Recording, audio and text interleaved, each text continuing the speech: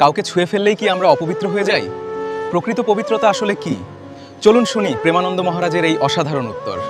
अब ये कि ये छू न जाए, ये बात नहीं होनी चाहिए। पवित्रता में ये बात नहीं होनी चाहिए कि तुम हमें कैसे छू लिए, अब हमें फिर नहाना पड़ेगा।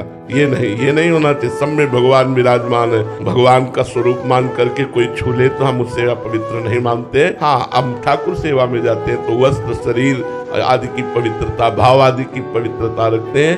बाहरी पवित्रता का तात्पर्य है आंतरिक भाव पवित्र हो जाना। मतलब कहीं भी हाथ लगा दिया फिर हाथ धो, फिर ताला नहीं, अगर हम ठाकुर जी का भोग लगाने जा रहे हैं तो हम हाथ धो रहे हैं। हम हाथ धो करके जाएंगे, चाहे कोई हाथ लगाए हो या न लगाए हो, प्रक्षालन करके जाएंगे। ठाकुर जी के पात्रों का मार्जन करेंगे, ठाकुर जी के लिए अपने शरीर को पवित्र रखेंगे, अपने वस्त्रों को पवित्र रखेंगे, अपने मंत्र जपना है इसलिए आचमन करके मुख को पवित्र रखेंगे। अगर कुछ खाया है तो अच्छी तरह कुल्ला करके 3 बार आचमन करके हम रहेंगे, क्योंकि हर समय हमें नाम मंत्र जपना है। সবার মধ্যেই ভগবান আছেন।